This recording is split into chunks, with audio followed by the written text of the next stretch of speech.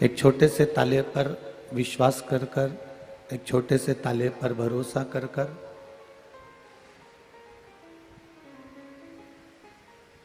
हमारा पूरा घर छोड़कर हम चले जाते हैं।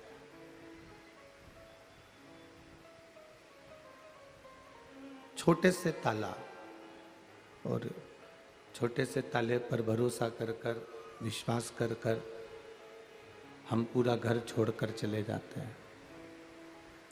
जब हम एक छोटे से ताले पर भरोसा कर कर, छोटे से ताले पर विश्वास कर कर पूरा घर छोड़कर चले जाते हैं, तो जरा विचार करिए, घर इतना बड़ा है, उस घर के अंदर सब कुछ रखा हुआ है, पैसा भी रखा है, दौलत भी रखी है, धन भी रखा है, ढेरों सामग्री रखी है, ढेरों ठाट रखा हुआ है, और इतना सब कुछ रखे होने पर हम अपने छोटे से ताले पर विश्वास कर कर, चाबी लगाकर कथा में आ गए, मार्केट चले गए, कहीं दूसरी जगह चले गए। अब कितना विश्वास, कितना भरोसा आपका उस ताले पर होगा,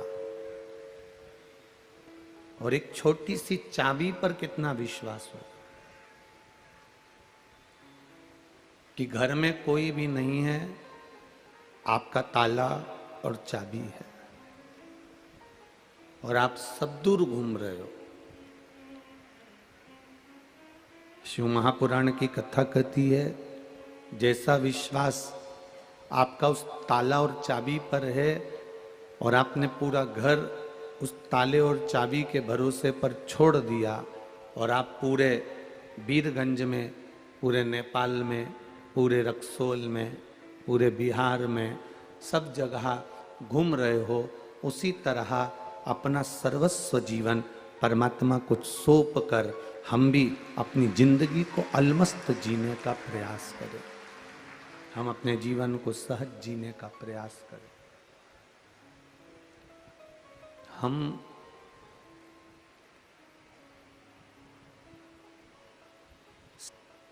सब कुछ कर लेते हैं, पर विश्वास को दृढ़ नहीं कर पाते।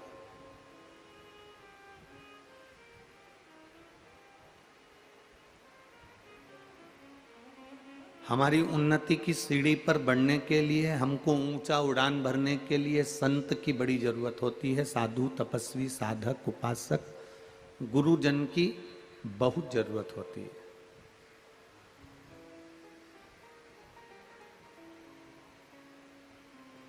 हमें अगर उन्नति की सीढ़ी पर बढ़ना है, हमें बहुत ऊंची उड़ान भरना है, तो हमको किसी न किसी संत की, किसी न किसी गुरु की, किसी न किसी साधु की, सन्यासी की, तपस्वी की, साधक की, उपासक की जरूरत होगी।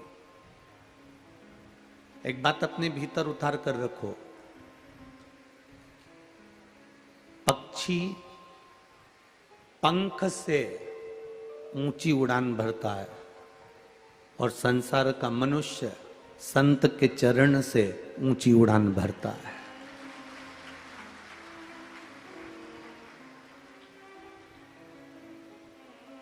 आज अगर